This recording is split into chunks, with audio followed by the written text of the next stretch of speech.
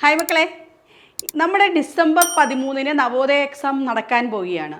ഇപ്പം നവോദയ എക്സാമിന് വേണ്ടി ഒരുപാട് പേര് ആഗ്രഹിക്കുന്നുണ്ട്.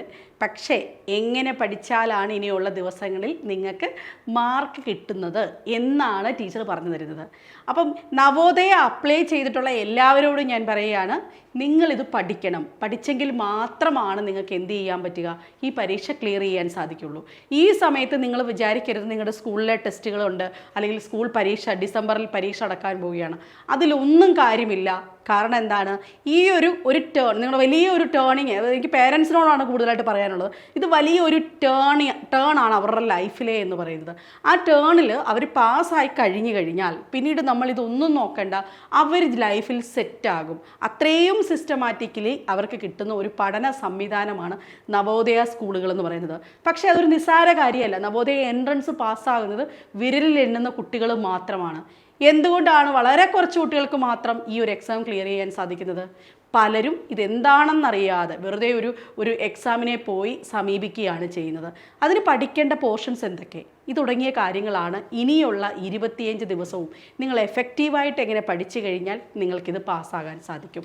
അപ്പോൾ ആദ്യം മനസ്സിലാക്കേണ്ടത് ഇതിൻ്റെ പോർഷൻസ് ആണ് മനസ്സിലാക്കേണ്ടത്. എന്തൊക്കെ പോർഷൻസ് ആണുള്ളത്? മെൻ്റൽ എബിലിറ്റി എന്ന് പറയുന്ന ഒരു വിഷയമുണ്ട്, മാത്സ് എന്ന് പറയുന്ന മറ്റൊരു ഭാഗമുണ്ട്, അടുത്തത് ലാംഗ്വേജിൽ എന്തുണ്ട്, ഇംഗ്ലീഷും മലയാളവുമുണ്ട്. ഓക്കെ, അപ്പോൾ നമുക്ക് ആദ്യം മനസ്സിലാക്കാം, മെൻ്റൽ എബിലിറ്റിക്കാണ് ഏറ്റവും കൂടുതൽ മാർക്ക് ഡിസ്ട്രിബ്യൂഷൻ ഉള്ളത്. അപ്പം മെൻ്റൽ എബിലിറ്റിയിൽ എവിടെ നിന്ന് തുടങ്ങണം? അപ്പം നോക്കിക്കോ, ഓഡ് മാൻ ഔട്ട്, ഫിഗർ മാച്ചിങ് എന്ന് പറയുന്ന 2 പോർഷൻസ് ആണ് നിങ്ങൾക്ക് ആദ്യം പഠിച്ചു തുടങ്ങേണ്ടത്. ഇതിൽ ഓഡ് മാൻ ഔട്ട് കാണാൻ പറ്റുന്നുണ്ടോ? ഓഡ് മാൻ ഔട്ട് എന്ന് പറയുന്ന പോർഷൻ എങ്ങനെയാണ് കണ്ടോ? 4 പിക്ചേഴ്സ് കൊടുത്തിരുന്നിട്ട് അതിൽ നിന്ന് ഒരെണ്ണത്തിനെ മാറ്റി നിർത്തുക എന്നുള്ളതാണ്. അത് ചെയ്യുമ്പോൾ നിങ്ങൾക്ക് എന്ത് വേണം? ഇതിപ്പോൾ CC+ൻ്റെ ഞങ്ങളുടെ വർക്ക് ബുക്കാണ്, ഞങ്ങൾ ഇതിനെ ബേസ് ചെയ്താണ് പഠിപ്പിക്കുന്നത്. നിങ്ങൾ ചെയ്യേണ്ടത്, നിങ്ങളുടെ മക്കൾക്ക് കൊടുക്കേണ്ടത് എന്താണ്? ഈ ഓഡ് മാൻ ഔട്ട് എന്ന് പറയുന്നതിൽ പ്രാക്ടീസ് ചെയ്യിപ്പിക്കുക. കാരണം ഓഡ് മാൻ ഔട്ടിലെ കണക്കുകൾ എന്ന് പറയുന്നത് കുറച്ച് എളുപ്പമാണ്. പ്രാക്ടീസ് ഉണ്ടെങ്കിൽ ആ പാറ്റേണിനെ ഡിപ്പെൻഡ് ആയിരിക്കും. ഇപ്പം ആദ്യത്തെ ഒരു പാറ്റേൺ ഇപ്പോൾ ഇവിടെ കൊടുത്തിരിക്കുന്നത്,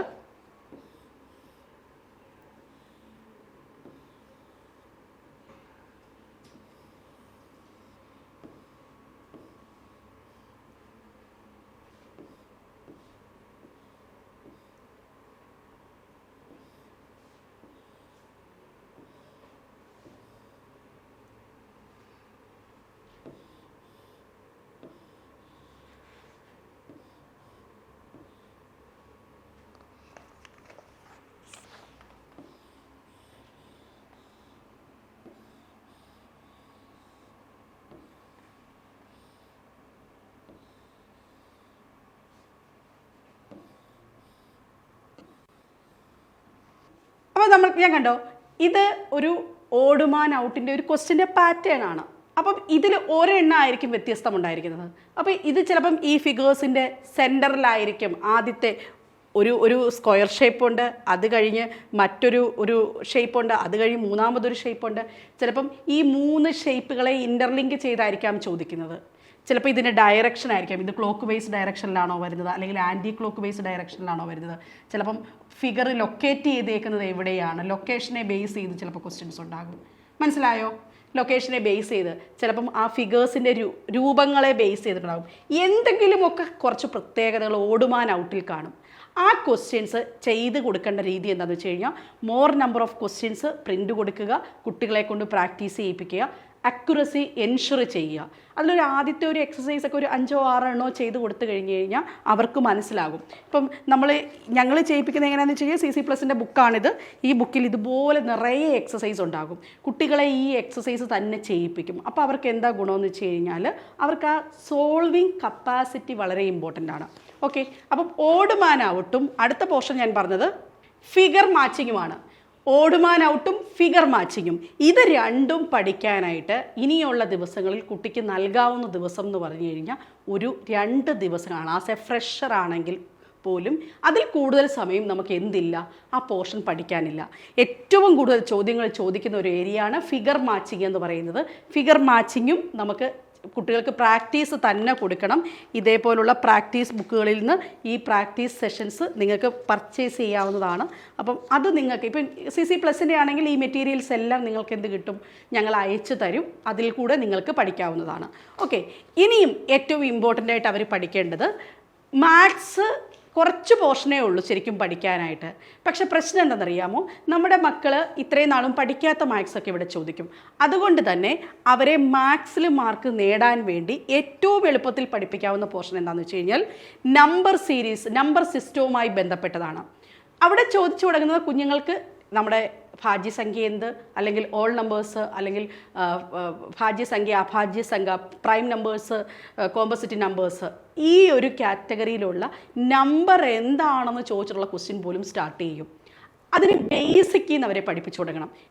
ഏറ്റവും ചെറിയ ഹോൾ നമ്പർ ഏത്, എങ്ങനെയാണ് നമ്പറുകളുടെ ബോഡ് മാസ് റൂള് വരെ ബോഡ് മാസ് ചോദിക്കാറുണ്ട് ആ നമ്പർ സിസ്റ്റത്തിൽ. പിന്നെ ആ നമ്പർ ഇങ്ങോട്ട് വന്നു കഴിഞ്ഞാൽ സം ഓഫ് നമ്പേഴ്സ് കാണാൻ വേണ്ടി ഒരു ഇക്വേഷൻ ഉണ്ട്, അതിനെ ബേസ് ചെയ്ത ക്വസ്റ്റ്യൻസ് ചോദിച്ചിട്ടുണ്ട്. പിന്നെ നമ്പറിൽ തന്നെ റോമൻ നമ്പേഴ്സ്, അതിനെ ബേസ് ചെയ്ത് ചില സമയങ്ങളിൽ ക്വസ്റ്റ്യൻ വന്നിട്ടുണ്ട്. റോമൻ നമ്പർ എന്താണ് തുടങ്ങിയ കാര്യങ്ങൾ. അപ്പോൾ ആ ഭാഗത്തിൻ്റെ പോർഷൻ്റെ മാത്രം നോട്ട് എടുത്ത് കുട്ടികളെ പ്രാക്ടീസ് ചെയ്യിക്കുക. അവിടെ പ്രാക്ടീസ് ചെയ്താൽ ഒരു ഗുണമുണ്ട്, എന്താണെന്നറിയാമോ, 1 മാർക്ക് ഉറപ്പാണ് അവിടെ കിട്ടും. നമുക്ക് റീസണിങ് ആകുമ്പോൾ ചിലപ്പോൾ കുട്ടിക്ക് ഇതാണോ ശരി എന്നൊക്കെ തോന്നും.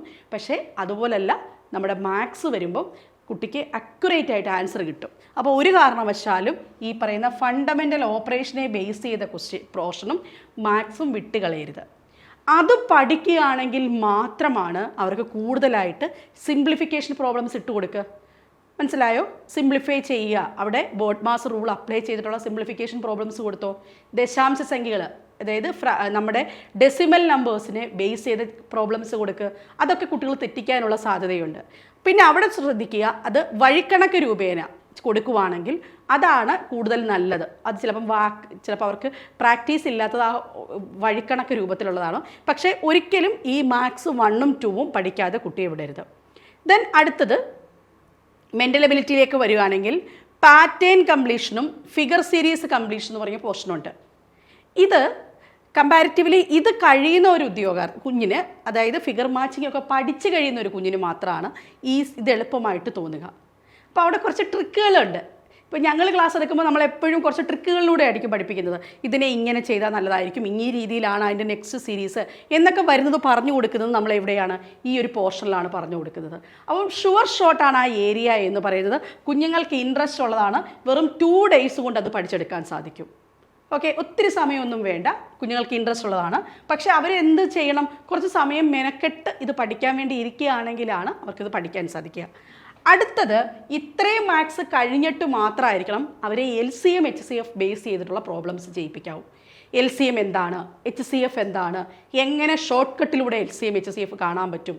ഇപ്പം 2, 4, 8 എന്ന 3 സംഖ്യകളുടെ LCM എത്രയാണെന്ന് കുഞ്ഞ് ചോദിക്കുമ്പം ഇതൊരു കോമ്പറ്റിറ്റീവ് എക്സാമാണ്. അതിങ്ങനെ താഴോട്ട് പറക്കി ചെയ്യേണ്ട ആവശ്യമില്ല. നമുക്കറിയാം അതിലെ ഏറ്റവും വലിയ സംഖ്യ കൊണ്ട് മറ്റ് സംഖ്യകളെ പൂർണ്ണമായും ഹരിക്കാൻ സാധിക്കുന്നുണ്ടെങ്കിൽ ആ വലിയ സംഖ്യയാണ് അതിൻ്റെ LCM. അപ്പം 8 കൊണ്ട് 4നെ ഹരിക്കാൻ പറ്റും, 8 കൊണ്ട് 2നെ പൂർണ്ണമായിട്ട് ഹരിക്കാൻ പറ്റും. അപ്പോൾ കണ്ണു അടച്ച് നമുക്ക് എന്ത് പറയാം, 8ആണ് LCM. അങ്ങനെ LCMൻ്റെ കേസിലും HCFൻ്റെ കേസിലും കുറച്ച് ഷോർട്ട് കട്ട്സ് ഉണ്ട്. അത് എളുപ്പമാണ്. നമ്മൾ പഠിപ്പിക്കുമ്പോൾ നമ്മുടെ പിള്ളേരെ വളരെ പെട്ടെന്ന് ഇത് പഠിച്ചെടുക്കാറുണ്ട്, സിമ്പിളായിട്ട് അവർ മനസ്സിലാക്കാറുണ്ട്. അപ്പോൾ ആ രീതിയിൽ പഠിച്ചു കഴിഞ്ഞാൽ LCM HCF അവർക്ക് കൂടെ വന്നു കഴിഞ്ഞാൽ 1 ദിവസം കൊടുത്താൽ മതി. പക്ഷേ അത് കഴിഞ്ഞുള്ള പോയിൻ്റ് ഫ്രാക്ഷൻ ഉറപ്പായും പരീക്ഷയ്ക്ക് ചോദിക്കുന്നത്, അതും ഞാനൊക്കെ ക്ലാസ് എടുക്കുന്നതാണ്. ഫ്രാക്ഷൻ എടുക്കുമ്പം കുട്ടികളെ ആ ക്ലാസ്സിൽ നമ്മൾ പറഞ്ഞു കൊടുക്കും, കാലുകൾ ചെറുതാണോ വലുതാണോ എന്നൊക്കെ പറഞ്ഞിട്ട് ഇങ്ങനെ കുറേ രീതികൾ പറഞ്ഞു കൊടുക്കാറുണ്ട്. ഫ്രാക്ഷൻ പല കുട്ടികൾക്കും ആദ്യത്തെ കോൺസെപ്റ്റ് കിട്ടണം എന്നില്ല. കണക്ക് ഇച്ചിരി ഇഷ്ടമാണെങ്കിലാണ് കിട്ടുന്നത്. ഇപ്പോൾ ഫ്രാക്ഷൻസിലെ പ്രോബ്ലംസ് കുട്ടികൾ തെറ്റിക്കാറുമുണ്ട്. അതുകൊണ്ട് തന്നെ 2 ദിവസം കൊടുത്തോളൂ ഫ്രാക്ഷൻ്റെ പ്രോബ്ലം, പക്ഷേ അവർക്ക് ഉറപ്പായും ഇത് കിട്ടുന്നതായിരിക്കും. അടുത്തത് വീണ്ടും നമ്മുടെ മെൻ്റൽ എബിലിറ്റിക്ക് വരികയാണെങ്കിൽ നോക്കിയിട്ട് പോകണം. അനലോഗി നോക്കണം, ജോമെട്രിക്കൽ ഫിഗർ കംപ്ലീഷൻ നോക്കണം. ആ സമയത്ത് തന്നെ അവർ ഒരു 5ഓ 6ഓ പാസേജ് ഇംഗ്ലീഷിലേ കൊടുക്കുക. അപ്പോൾ പാസേജ് റീഡിങ്ങിലെ മാർക്ക് മുഴുവനായും കുട്ടികൾക്ക് കിട്ടും. പാസേജ് മറന്നു പോകണ്ട, പാസേജ് വളരെ ഇമ്പോർട്ടൻ്റ് ആണ്. നമ്മൾ ഫ്രാക്ഷൻ കുറച്ച് പ്രയാസമാണ് ഞാൻ പറഞ്ഞതുകൊണ്ട് ഞങ്ങൾ ചെയ്യിപ്പിക്കുമ്പം ഫ്രാക്ഷൻസും ഡെസിമൽ നമ്പേഴ്സും വീണ്ടും എക്സസൈസ് ചെയ്യിപ്പിക്കാറുണ്ട്. ഓക്കെ, അപ്പോൾ നോക്കിക്കോളൂ, ഇതേ രീതിയിൽ ഓരോ രീതിയിലും, അതായത് നവോദയയുടെ പ്രീവിയസ് ഇയർ ക്വസ്റ്റ്യൻ പേപ്പേഴ്സിനെ കണക്ട് ചെയ്ത് നമ്മൾ എന്താണോ പഠിക്കേണ്ടത് അത് പഠിച്ചു മാത്രം, ഇതിപ്പോൾ ഞങ്ങൾ സിലബസ് കൊടുക്കുന്നതാണ് 2 മാസത്തേക്ക് പഠിക്കേണ്ട കാര്യങ്ങളൊക്കെ ഇനിയുള്ള, ചിലപ്പോൾ 2 മാസമായിരിക്കും നേരത്തെ പഠിച്ചത്, ചിലപ്പോൾ 2 വർഷമായിട്ട് കോച്ചിങ് എടുക്കുന്ന കുട്ടികളുണ്ടാകും. പക്ഷെ ലാസ്റ്റ് മൊമെൻറ്റും പഠിച്ചെടുത്ത് നമുക്ക് നവോദയം നേടാൻ പറ്റും. അങ്ങനെ നവോദയം നേടാൻ വേണ്ടി 25 ദിവസത്തെ ക്രാഷ് കോഴ്സ് ഞങ്ങൾ സ്റ്റാർട്ട് ചെയ്യുകയാണ്. ഈ പറയുന്ന സിലബസ്, ഈ പറയുന്ന സ്റ്റഡി മെറ്റീരിയൽസ് എല്ലാം നിങ്ങൾക്ക് ഓൺലൈനിൽ അവൈലബിൾ ആകുന്നുണ്ട്. അപ്പം നമുക്ക് ആ ഒരു ക്ലാസ്സുകൾ ഇതേപോലെ കഴിഞ്ഞ തവണകളിലെ കുട്ടികളുടെ പിക്ചറാണ്. ഇത്രയും കുട്ടികൾ കേരളത്തിൽ നവോദയയിൽ പഠിക്കുന്നതിൽ ഭൂരിപക്ഷം കുട്ടികളും ഇറങ്ങുന്ന ഒരേ ഒരു സ്ഥാപനം നമ്മുടെ CC+ ആണ്. അപ്പം CC+ലൂടെ നിങ്ങൾക്കും പഠിക്കാൻ പറ്റും. നവോദയയുടെ ക്രാഷ് കോഴ്സ് 25 ദിവസം കൊണ്ട് നവോദയ സ്കൂളിൽ അഡ്മിഷൻ നേടാൻ വേണ്ടി നിങ്ങൾ അടയ്ക്കേണ്ട പേയ്മെൻ്റ് എന്ന് പറയുന്നത് വെറും 2000 രൂപ മാത്രമാണ്. 2000 രൂപ നിങ്ങൾ മുടക്കുവാണെങ്കിൽ നിങ്ങൾ ആദ്യം മനസ്സിലാക്കുക, അത് നിങ്ങൾ പല കാര്യത്തിന് വേണ്ടി മക്കൾക്ക് വേണ്ടി മുടക്കാറുണ്ട്. ഒരു നല്ല ഡ്രസ്സ് എടുക്കാൻ വേണ്ടി നമ്മൾ ചിലപ്പോൾ മുടക്കാറുണ്ട് അല്ലേ. 2000 രൂപ മുടക്കി കഴിഞ്ഞ് കഴിഞ്ഞാൽ അവർക്ക് വലിയ കാര്യങ്ങൾ, കാരണം കോമ്പറ്റിറ്റീവ് എക്സാംസിൻ്റെ ലെവലിലേക്ക് അവർ തിങ്ക് ചെയ്യാനും ഒക്കെ സ്റ്റാർട്ട് ചെയ്യും. ഇപ്പം ഫോക്കസ് ചെയ്യേണ്ടത് അവരുടെ ക്രിസ്മസ് എക്സാംസ് ഒന്നുമല്ല. പേരൻസിനോട് വീണ്ടും പറയുന്നു, നവോദയ എൻട്രൻസ് എക്സാംസ് ക്ലിയർ ചെയ്യിപ്പിക്കുക. അവരുടെ ഫ്യൂച്ചർ സെറ്റാക്കാൻ ഈ ഒരൊറ്റ ക്ലാസ് മാത്രം മതി. പർച്ചേസ് ചെയ്ത് അവരെ പഠിപ്പിക്കുക. യൂട്യൂബിലല്ല ക്ലാസ്സുകൾ കിട്ടുന്നത്, ഞങ്ങളുടെ മൊബൈൽ ആപ്ലിക്കേഷനിലൂടെ ഞങ്ങൾ ക്ലാസ് കൊടുക്കും. ഓൺലൈനിലിരുന്ന് അവർക്ക് പഠിക്കാൻ പറ്റും. ഫീസ് അടയ്ക്കേണ്ട ഡീറ്റെയിൽസ് ഞാനിവിടെ കൊടുത്തിരിക്കാം. 9496949929 എന്നാണ് ഞങ്ങളുടെ ബോർഡ് നമ്പർ വരുന്നത്. ഈ ബോർഡ് നമ്പറിൽ വിളിച്ചു കഴിഞ്ഞാൽ ഞങ്ങൾ എങ്ങനെയാണ് പഠിപ്പിക്കുന്നത്, എങ്ങനെ നിങ്ങളുടെ മക്കൾക്ക് ഈ അഡ്മിഷൻ നേടിയെടുക്കാം തുടങ്ങിയ കാര്യങ്ങളെല്ലാം പറയുന്നു. ഇത്തവണ അപേക്ഷിച്ച കുട്ടികൾ മാത്രം വിളിച്ചാൽ മതി. ഇത്തവണ അപേക്ഷിച്ചവർക്കാണ് ഈ ഒരു ചാൻസ് ഉള്ളൂ. അപ്പം അടിപൊളിയായിട്ട് 25 ദിവസം കൊണ്ട് നിങ്ങൾക്കും നവോദയം നേടിയെടുക്കാൻ പറ്റും. അപ്പോൾ ഈ ക്ലാസ്സിൻ്റെ ബാക്കി ഡീറ്റെയിൽസിന് വേണ്ടി ഞങ്ങളെ കണക്ട് ചെയ്യുക. വീണ്ടും കാണാം. Thank you so much.